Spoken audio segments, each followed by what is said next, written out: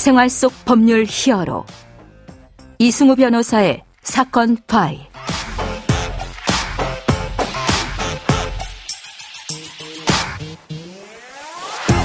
안녕하세요. 이승우 변호사입니다. 각종 사건 사고에서 여러분을 구해드리겠습니다.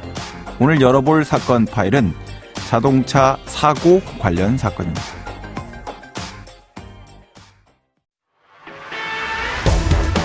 경남 양산경찰서는 처자식까지 동원해서 일부러 교통사고를 내고 보험 합의금을 받아 챙긴 혐의로 20대 A씨 등 2명을 구속하고 22명을 불구속 송치했습니다. 사건 파일 오늘은 자동차 사고에 따른 보험사 합의가 어떻게 이루어지는지를 좀 살펴보려고 합니다. 앞서 보내드렸던 뉴스 내용과 같이 보험 사기 사건도 심각한 문제죠. 하지만 이 보험 제도나 구조적인 이 문제로 인해서 정상적인 사건에 대해서도 보험금 지급받기가 점점 어려워진다라는 것도 공공연한 비밀입니다. 자, 어떻게 하면 내가 가입한 보험, 매달 보험료만 따박따박 내는데 제대로 보험금 받을 수 있을지에 대해서 박희태 변호사와 함께 자세하고 상세하게 알아보도록 하겠습니다. 안녕하세요, 변호사님. 예, 안녕하세요. 예, 자세하고 상세하게 알려주실 거죠? 예, 시간이 허락하는 한 최대한 네. 자세하게 보겠습니다. 네. 확실하게 답을 잘 해주십시오. 예. 네.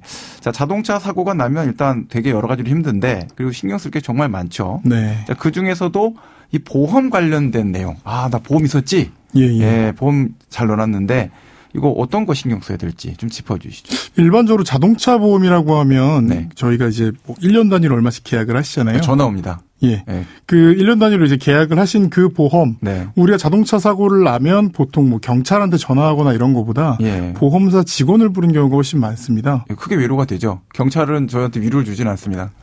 보험사 직원 저한테 위로를 좀 주거든요. 그 순간에는. 예, 근데 개인적으로 저는 경찰에게 무조건 신고하는 거를 더 권해드리는 편이고요. 아, 그렇군요. 네, 맞습니다. 그 뭐 특별한 차이가 있습니까? 일단 보험사가 그 생각하는 것만큼 이제 운전자의 편을 좀 만들어주는 경우들이 있고. 아, 목소리만 친절하군요. 예, 그런 경우들이 실제로 있고. 도와주진 않지만. 그것도 뭐 양쪽 보험사가 같다든가 이런 경우들도 있고. 아. 그러니까 보험사가 저희의 이익을 위해 최선을 다해주지 않는 경우들이 꽤 있고요. 아. 또 이제 뭐 상대방 운전자가 무보험자라든가 예. 아니면 뭐 책임보험만 가입했다든가 이래서 소송이나 형사 고소를 해야 되는 그런 경우가 또 생길 수가 있거든요. 그렇군요. 그럴 때 이제 정보를 알기 힘들거나 이런 어떤 이유 때문에 일단 경찰을 부르는 걸 저는 추천드리는 편입니다. 알겠습니다. 그렇게 하겠습니다. 네. 계속 설명해 주시죠. 예, 그리고 보험 관련된 거는 결국은 이제 합의금을 많이 신경을 쓰시는데요. 네네. 이제 생각하셔야 될 게 이런 게 있어요. 예. 일단 우리는 보험 이제 사고가 되게 극단적입니다. 예를 네. 들어서 어떤 분들은 예. 별로 다치지도 않았는데 뭐 이러고 그냥 넘어가시는 분들이 있고. 저 저번에 그렇게 했어요.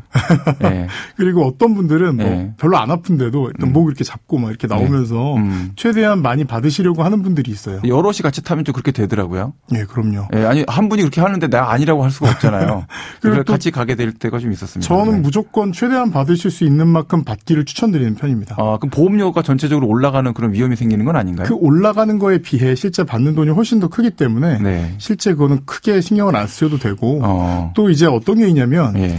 지금 내가 다쳤을 때 당장 얼마나 아픈지가 당장 나오지 않고 좀 시간이 걸리는 경우들이 있어요. 네네. 근데 여기서 제일 문제가 되는 게 예. 이번에 교통사고를 당하면 또 사람 참 신기하게 교통사고를 당한 다음에 또 바로 교통사고를 당한 경우도 되게 많거든요. 그 운이 안 좋아진다는 표현을 쓰시는 분도 있더라고요. 네네네. 네네. 그래서 근데 이번 교통사고를 당했을 때 내가 제대로 이게 뭐 어떤 돈을 안 받더라도 그 다음 교통사고 때 심각하게 다쳤을 수 있잖아요. 그렇죠.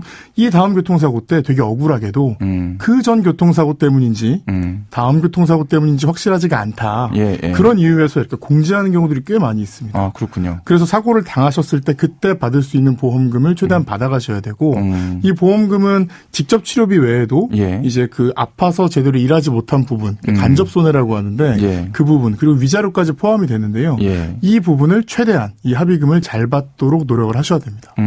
그 뭐 직접 하기가 좀 어려울 것 같은데요.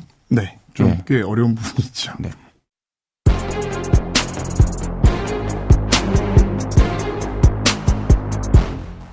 자, 그러면 그 친절하게 전화 받아준 그 보험사 직원이 정해주는 그 합의금은 뭐 어떤 과정을 통해서 결정되는 겁니까? 그 사고 정도에 따라서 다르지만 네. 이제 완전히 움직일 수 없어서 누가 이렇게 돌봐줘야 되는 거, 예. 개호비 이런 게 발생하는 경우를 제외하면 네네. 나머지 제일 중요한 건 일시일 수입입니다. 소득이요? 네. 신고소득이죠? 꼭 신고소득만 기준으로 하는 건 아닙니다. 그러니까 네네. 현금이라든가 이런 게 많은 경우에는 그것도 어느 정도 이제 하는데 현금을 어떻게 판사한테 보여줍니까?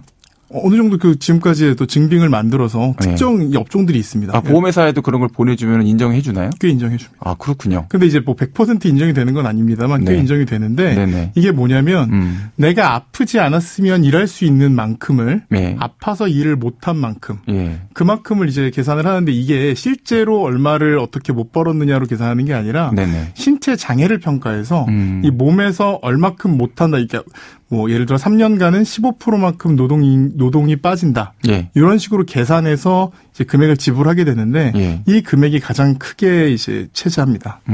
그래서 어떻게 이 장애 등급을 받느냐, 예. 몇 %만큼 이제 몸이 아픈 걸로 보느냐에 따라서 사실 합의금이 천차만별로 달라집니다. 많은 분들 중에서 이제 청취자분들도 그러실 텐데 장해 등급이냐, 예. 장애 등급이냐 예. 두 가지 표현에 좀 혼동을 느끼시는 분들이 많은데 어떻게 예. 맞습니까? 사실은 그렇게 뭐 대단한 어떤 의미상의 차이가 있는 건 아닌데 네.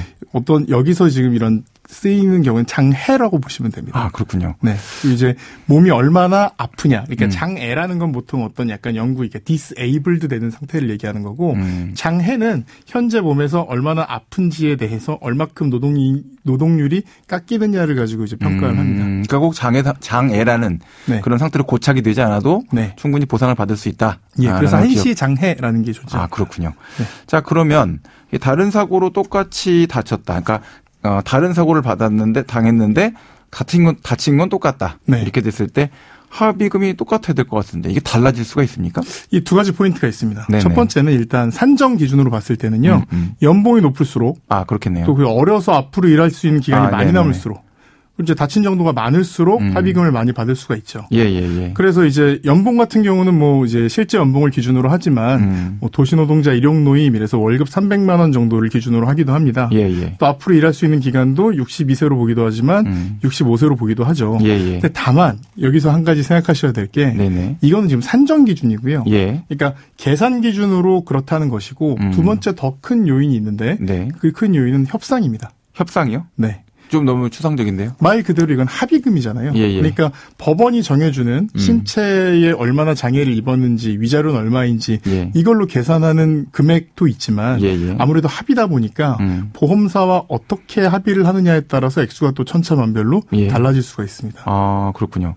그러니까 협상의 기술이 필요하다. 예, 뭐 그런 얘기인가요? 예를 들어서 보험사에서 처음에 다쳐서 그렇게 크게 아프지 않은 경우는 네. 뭐 100만 원, 150만 원 이 정도를 제시하는 경우가 많은데 네.